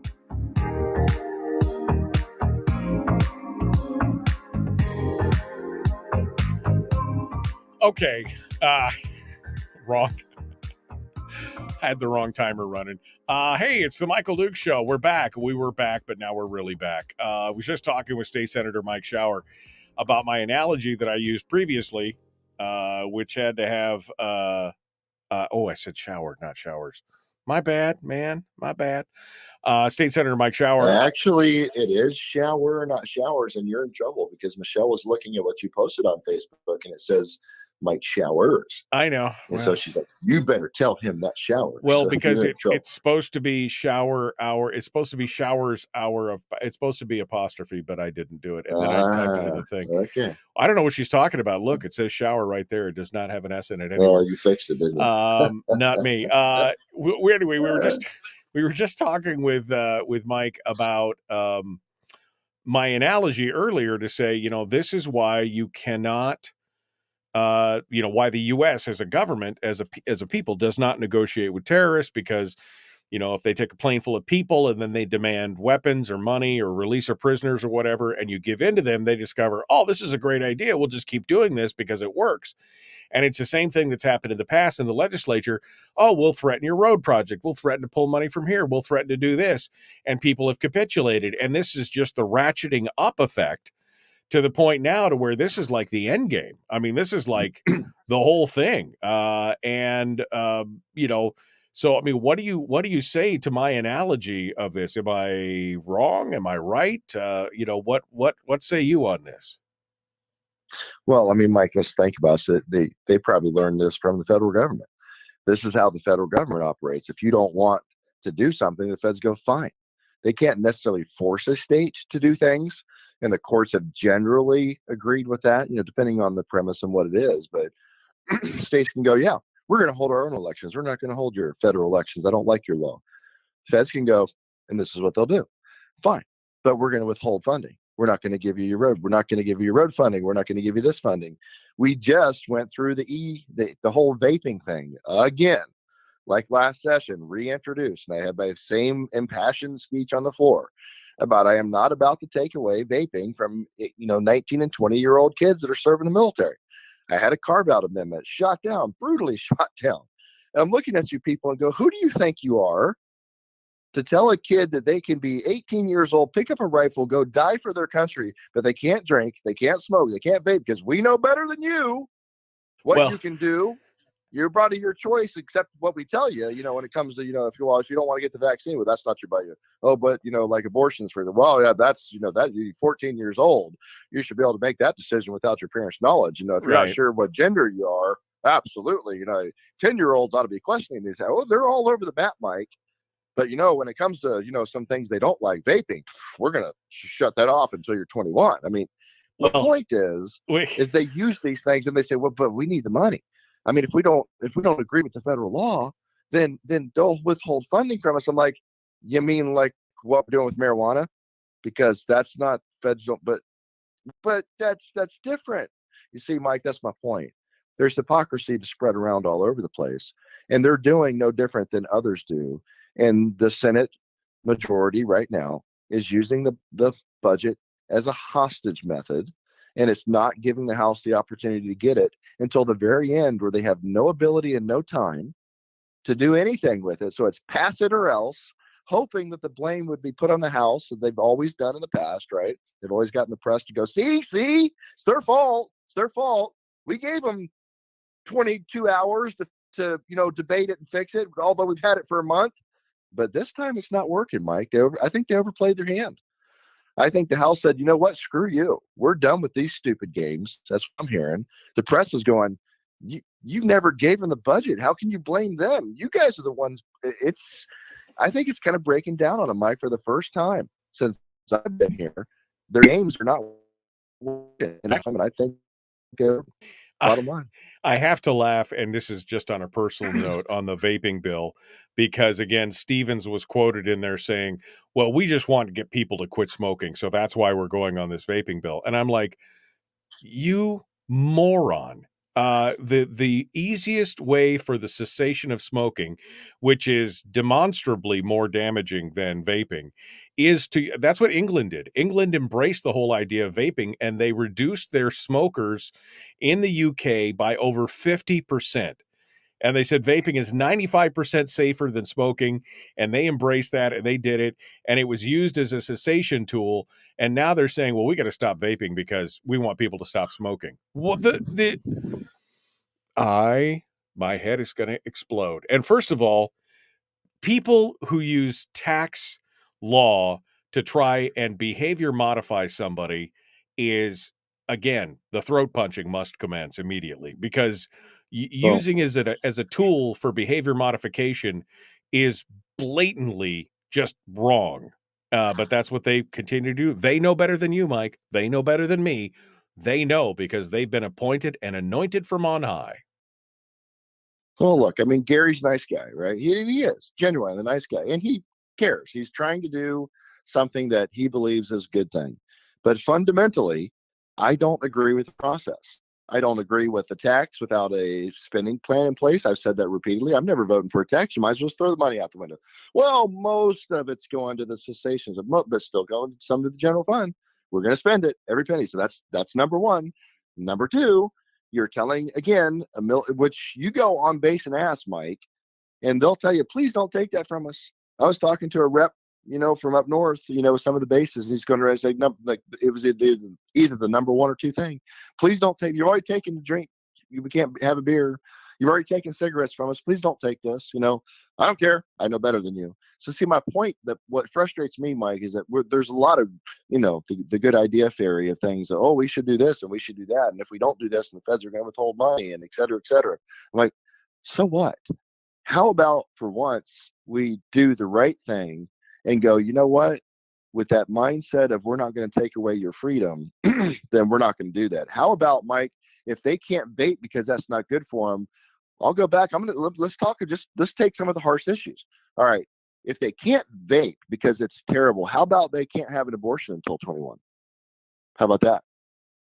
Oh, no. Yeah. How about you can't have gender surgery until you're 21? Because those things are dangerous, can have long-term impacts like for the rest of your life. There are all these social issues they're talking about right now, Mike. How about if you're not smart enough, if you're not wise enough, if we don't want you to have these long-term health impacts, then how about not being allowed to have an abortion when you're 14 without your parents, being involved? Because that can be damaging for life. That can cause scarring and health issues down the road, psychological damage. There's all kinds of reasons why, Mike, we could start limiting things. Or, which was my argument on the floor, in addition to having a carve-out amendment for the military, which was shot down, how about we pick an age for once, and we go, that's the age of consent. That's the age you're an adult. You can do all the good and stupid things you want because you're an adult, and pick it and be done with it. It's 18 for this, 14 for that, 21 for that, 25 for this thing, 22 over here. I wanted to No wonder they're confused, Mike. Right. They don't know when they're a freaking adult because they won't treat them like one. Well, so and then how about we stop doing this and do it smarter? Well, and then the courts have decided recently on a gun issue, but this is the same kind of thing that it's unconstitutional to increase or make it so that the 21 years of age to buy a gun thing, to buy a pistol, and they declared that unconstitutional. So I mean, that's the thing. The age of consent is the age of consent. 18 should be what it is. If you could, like you said, if you can go die for your country, if you can go fight and die for your country, then you should be able to go have a beer after work. You should be able to, do anything that's legal out there. You should be able to do it. And that's just, but again, it's the do-gooder politicians of we know better than you how to make all this stuff work. And it was disappointing because there's some people in there I would have expected that would have voted for, at least for my amendment, to carve out military. If you're active duty, guard, or reserve, and you're, up to 21, you can, or, at that younger age, you can go ahead and vape. And that's again, Mike, that doesn't pass a common sense test. You you want to talk about long-term health effects? Talk about taking a bullet down range. They've got some long-term health impacts with that one. Getting blown up in an IED. My son went through that in Iraq. That's got some long-term health impacts. Yeah, exactly. Like forever. Yeah. Oh, but vaping is dangerous. Yeah, exactly. Oh boy. Well, last year you kind of lost your way on that one. Yeah, last year Stevens had a similar bill that passed both the state Senate and the House, and Dunleavy vetoed it. So we can only hope that whatever happens this year that he vetoes it again, because again, Mike, I asked him, and I know it wasn't. I'm sure it wasn't just because I asked, but I did ask the governor to veto it with those reasons. And for whatever reasons he chose, I never asked him. He did veto it, and I appreciate that. I hope they send it back again, Mike. Because, if you're going to do this and you get the support for it, at least carve out the military folks who ought to be 18. I just stop doing that. Whatever. I can't. I know. It's not worth beating my head against the wall against it, but it is so frustrating that we need to be doing these things on a larger scale. We need to be applying a larger logic to, look, if vaping is bad and health impacts, then make it 23, make it 25, make it 30. Yeah. Why not? Then you're almost guaranteed they're never going to do it, Mike, because by then they're pretty set in their ways. Why limit it at 21? Maybe the actuarial data that the rental car companies use is the right number. Maybe it should be 25 before they can do anything. There's a reason, Mike, that they won't rent the cars to males, especially until they're 25. Well, it's just more dangerous. They're risk takers at that age. So the actuarial data is that's when they'll rent for the most part. You can rent, but they'll pay. You have to pay more, right? A premium for it. So maybe that's the age.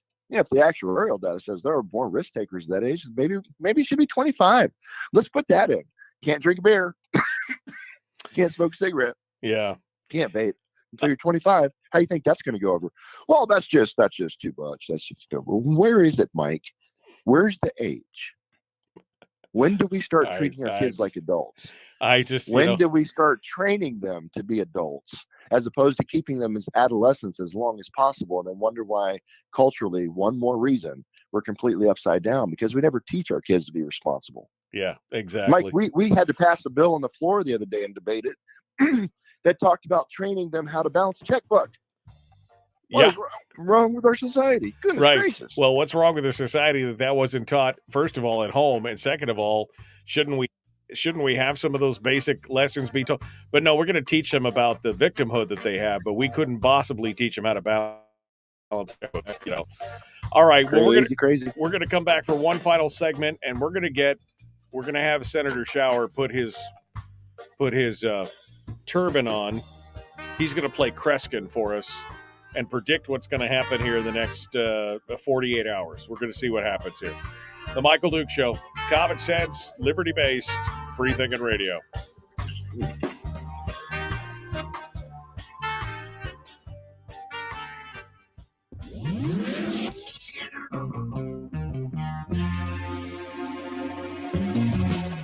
Running on 100% pure beard power. Oh, also some coffee. We dip our beard in coffee. Nice beard. The Michael Duke Show.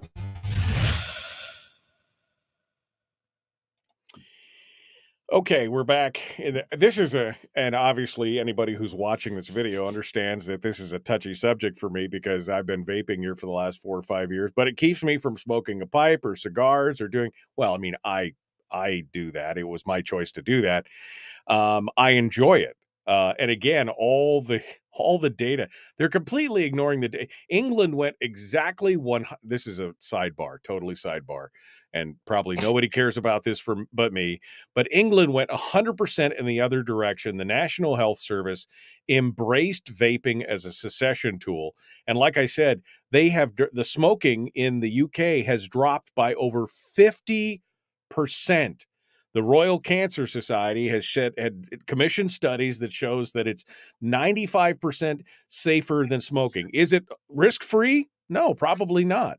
But it is a 95%, and yet here in this country, they treat it like it's the plague, and they keep going on about, they're marketing it to children with all these flavors. I'd like mango. There's a fruity flavor, mango right there. That's what I'm vaping is mango. Why? Because I like it better than the taste of golden tobacco, which is one that I vaped in the past. I like it. It is. It's not just kids. In fact, the adults overwhelmingly prefer a lot of these flavors. This is not just a marketing ploy for kids. This is so stupid. I get so freaking pissed off by this. I will tell you, in addition to the 18-year-old thing, the libertarian side, plus the military. Sorry, I don't know what the heck's wrong with my voice this morning. You also, Shelley Hughes made a point out yesterday on the final vote in the bill that there's a lot of companies that are marketing pure like oils, like herbs and herbs and others that are like have healing properties that don't have any of that stuff in them, and they're being used in vapes for medicinal purposes, like actual medicinal things that are soothing or helping for healing or different kinds of things. Like there's a lot of that going on too, and you just took that away. Yeah. So no, there's not a lot of thought, I think, for some people that are voting for this stuff or putting it in. Like I said, some people, are genuinely trying to do things better in their way. I don't agree with it, which is fine. That's a policy difference, but it's not as simple as they make it sound. And don't forget, again, Mike, on top of all of this, there is tax. There is a tax increase. And they said Senator Myers pointed out that last year when the governor vetoed that, they changed the tax way. And I forget exactly which one they did, but they said, well, no, we changed it. Now this tax is less. It was like retail versus wholesale or something. But he's like talking to the retailers. He's like, once you apply the tax, it's almost virtually the same. So once again, Mike, the games are being played. Oh, well, look, we reduced it. We made it better. We did this to it. Well, actually, when it's applied on the ground, it has the exact same effect. So, it's why you go back and you can't necessarily believe people. because they'll change things or do this, and then you always find out later. It's like, we had to pass the bill so we could find out what's in it. Okay, Pelosi. Yeah, exactly. So no, it's like you find these little loopholes. Scott Ogan working for me was really good at that. He could look at something and go read the bill. He's like, no. He's like, nope.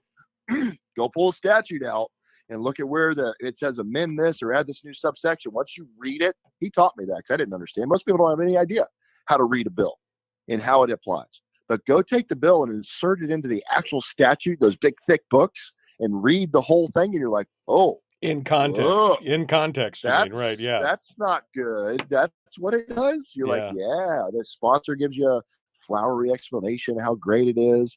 I'm looking at the one coming out, the pharmacy bill. We're voting on that today, and I've asked some people for them, like, because we don't have enough time to see all these hundreds of bills, right? Right. I'm like, and it's put in by a pharmacist. I'm like, is that gonna like get people in trouble that gave out ivermectin? Because it's like they're gonna have power for this and power for that. And I'm like, and I understand that guy didn't like the ivermectin and the alternative stuff during the COVID. I'm like, I'm like, what does this one do? Another danger sign. Is this one going to give them power to, it's not disbarring, but, taking the license from doctors that want to prescribe ivermectin for COVID 2025?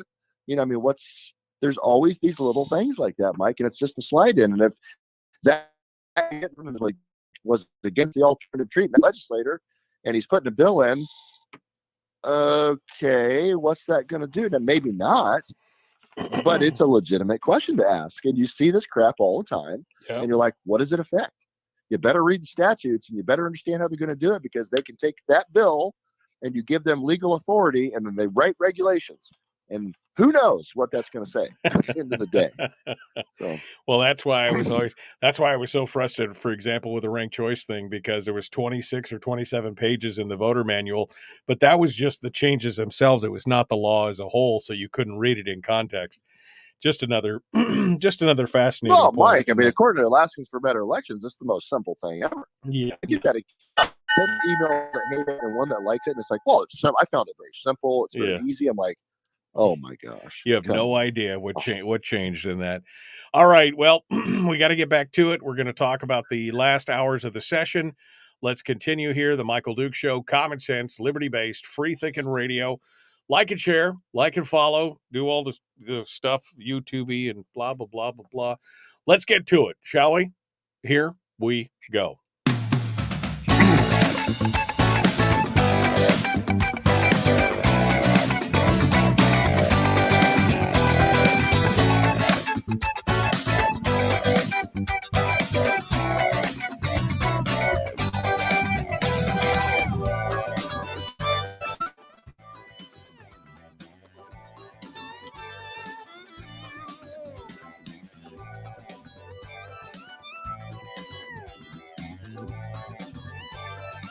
Okay, well, let's finish things up for today. Our last final segment of the show this morning. State Senator Mike Shower is our guest. Senate District O, my senator, part of the unspoken minority, the unofficial minority of the Senate. All right, I said it before, Mike, slap that turban on, hold the envelope up to your head, oh mighty Kreskin. Tell us what you see. What does the next 48 hours look like, in your opinion, having been part of this, from the outside looking in, seeing all the chicanery and like I said, the Machiavellian kind of maneuvering that's been going on. Tell me what you see in the next 48 hours. The Senate has said they're not going to pass the budget over to the House until the House capitulates without actually seeing the bill, transmitting it. And so, as you said before, it's supposed to lay on the table for 24 hours before it gets taken up, which means there's not even enough time for that. So what happens? What's going on now? What is the next 48 hours going to bring, Mike Shower? Not even 48, right? The Senate's taking this down to the wire in a way nobody's ever seen for a long time. So it's really, we're about 16 hours. Well, I'm just saying, I'm just saying 48 hours, which means the end of the session and then the aftermath in the next 24 hours. The governor's going to have to call the session. There's no doubt. There's no way, with the way the Senate's been treating the House as a redheaded stepchild, that the Senate in the House are going to agree to call Well, themselves back in, especially with what's on the call. Wait a second, So, because I heard a rumor yesterday morning about this, and then apparently Landfield heard the same thing, because then he tweeted it, where he said he's hearing that the governor may not call a special session and just basically tell the House and the Senate, you guys figure your crap out, because I'm not going to. So, I mean, that could be like the ultimate game of chicken, or it could be avoidance. I don't know what. I mean, is there any? Have you heard anything about that? Have you heard of that? I mean, yeah, I mean, if I was Mike, I think it'd be hilarious and fantastic if the House would just pass this ridiculous turducken budget, and then the governor just veto it and go, you know what, this process was not fair. The entire House had no real input into it other than the House minority that had some of their stuff put back in by Senate Finance after the House majority voted down those expensive amendments for the operating budget. Yeah, that's part of it too, folks, by the way, when you talk to the House members. So, he could veto it and send it back and go, no, start over. I want to see both bodies have equal input and you guys do this the right way. That would be an amazing move and pretty cool. But I think it is most likely that since we're not going to pass in the budget and the House is not going to agree to a budget they haven't had a chance to see, who in their right mind would do that? Man, that's almost like the Biden and Cox, right? Oh, you get some input on it. We're going to make it what we want in the end anyways, but you got to promise your vote, right? Right. But that's right. illegal.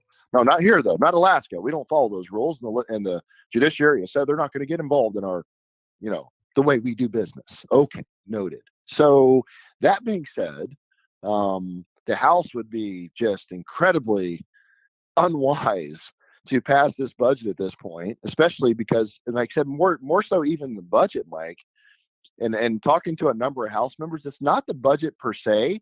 It's not even the PFD per se as the major sticking point. It's been the process. It's been the fact they've been treated like garbage by a Senate majority and not letting them even have the budget to look at it and take their bite at the apple, so to speak. So I think it's likely the House is going to say pound sand. We're not going to do this, which means that we just sine die with no budget, which means the governor, because knowing the House and Senate aren't going to put this call together, not going to agree. Excuse me, I got hiccups. It's most likely the governor has a very limited time to call us back in and put on the call. It's just going to be a couple things. What's going to be on the call? Where's it going to be? I'm sure it's going to be Juneau, because if we went through that in 2019, that was a nightmare. So it's probably going to be in Juneau. It's probably going to have the budget, maybe one or two other things, what he decides, and it will start whenever it starts. He could do it immediately. I've heard a lot of rumors it'd be somewhere around 1 June. So it'd be a 30-day session to the month of June, because at the end of June, that's when, we hit that clock for the new fiscal year.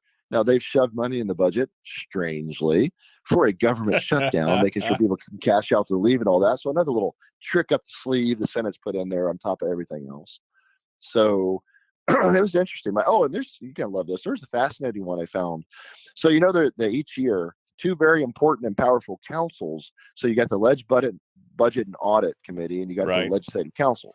Ledge Council does, all the stuff, about a $52 million, $54 million, something like that, budget for the legislature. And Ledge Council's money, and they have power over policy and what we do. Very powerful. Every 2 years it switches. This year the Senate has control of it. The House has control of Ledge Budget and Audit. Well, Ledge Budget and Audit is very powerful.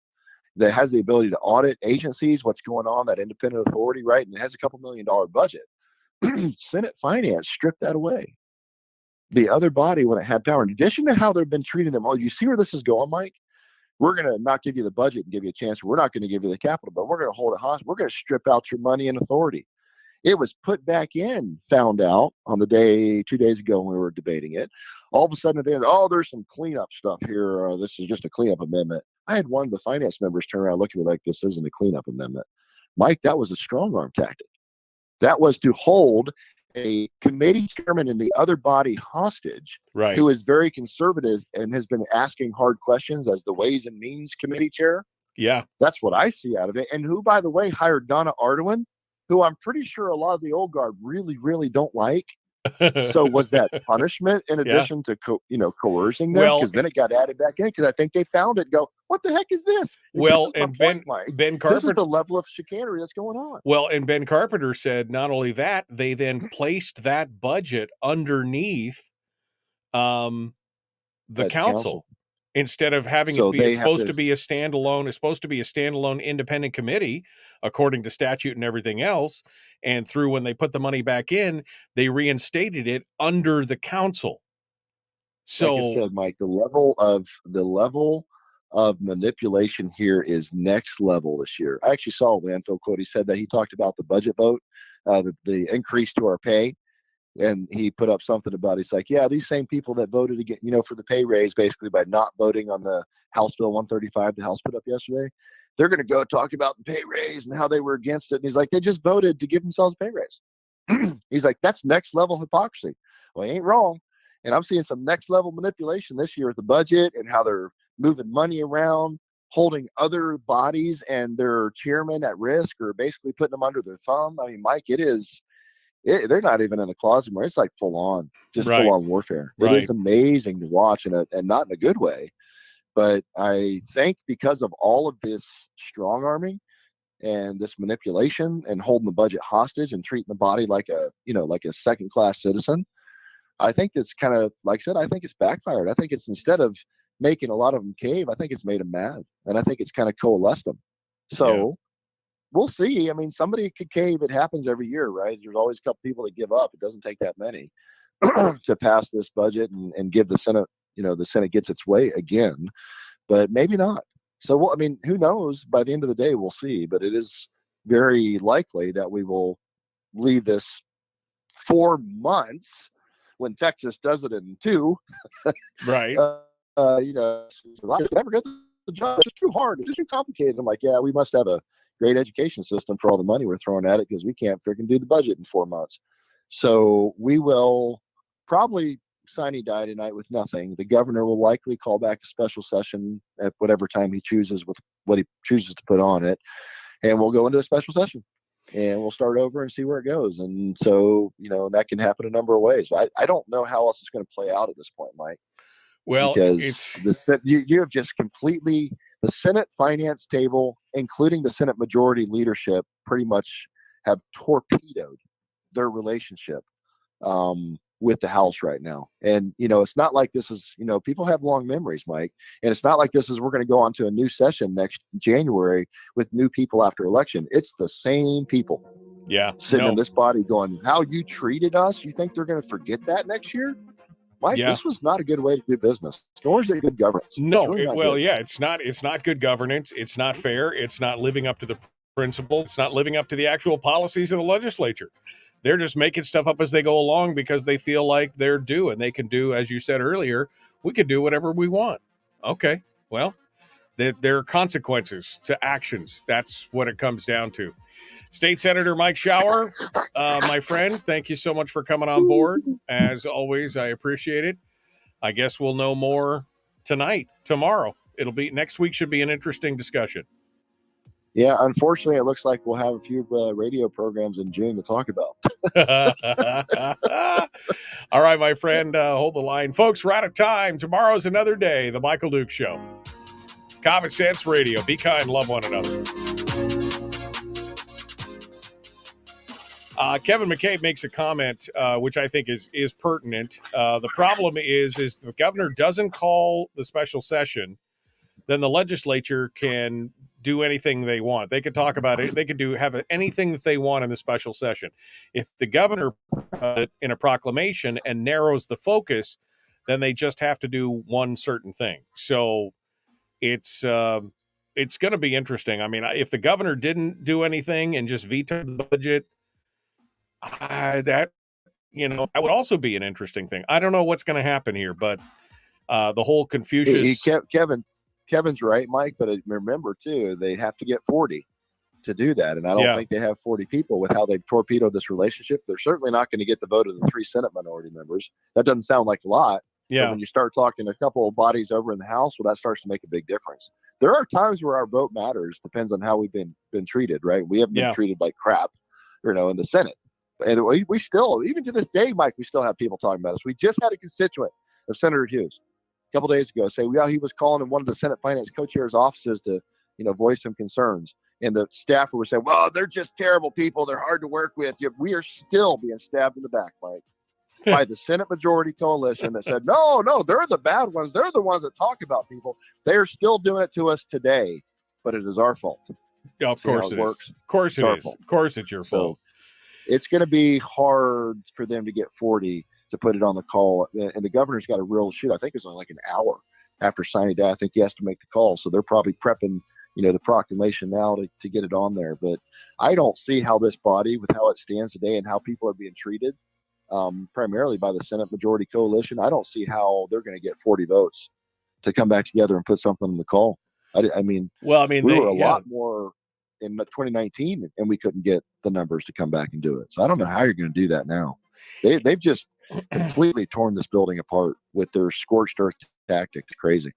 You said you don't think the governor would call the session somewhere else. But that would be interesting if he did, but he'd have to stand behind it. Otherwise, although I don't know, there's pressure. If there's no budget, then there's even more pressure for them. They have to show up. I mean, maybe he could call it on the road system, and they would have to show up because there is no budget at this point. So, I mean, I don't know. It's an interesting. I mean, he could, Mike, but like I said, we go back to 2019, and about 38 of the legislators, even though they were the ones truly breaking the law, because they had to go where the governor called it. He had the constitutional authority, and he used it, and they blew it off. So once again, they didn't follow the law, and once again, the courts just basically, well, whatever, our wonderful judiciary that just lets us get away with whatever we want. That's exactly how it played out, Mike. I went there and I said, look, all you guys got to do, come here. If you don't want to be here in Wasilla, come here, gavel in, set a new thing and gavel out. Then you're legal. They couldn't even do that. So I don't know if Mike is willing to spend the emotional energy on having that battle again. It's going to be bad enough to get the budget passed and whatnot. So that's why I doubt that he's going to, I mean, he could, but I don't think he's going to play that game this time around. I think he's going to be, just get back to Juneau and do your flipping job and pass a budget.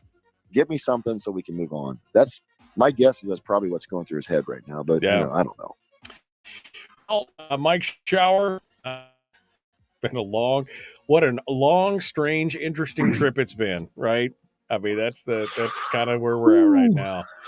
Well, I will tell you this, Mike. I am actually, in retrospect, I am glad that they booted us and shunned us into a corner, because I would not want to be in this Senate majority right now, being responsible for this train wreck.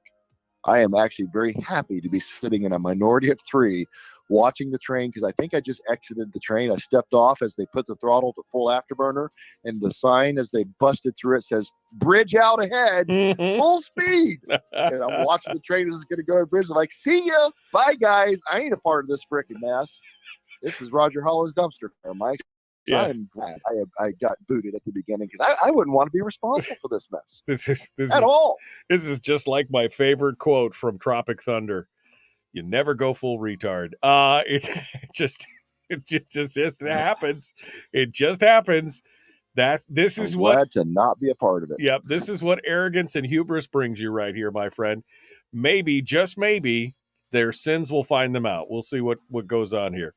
All right. Well, Mike Shower, thank you, my friend. It's good to talk with you. Thank you for being part of it today. Hold the line. I'll be right back to you. Don't go anywhere. Folks, we are out of time. We got to go. The Michael Duke Show, Common Sense Radio.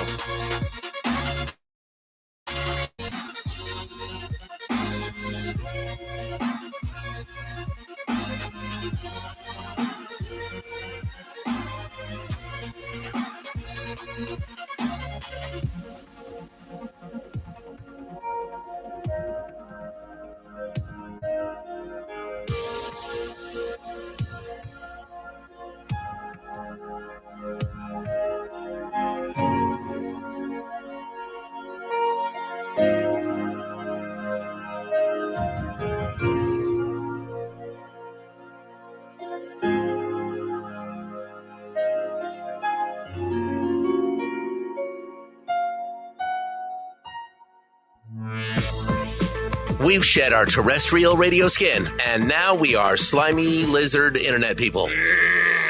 It's the Michael Duke Show.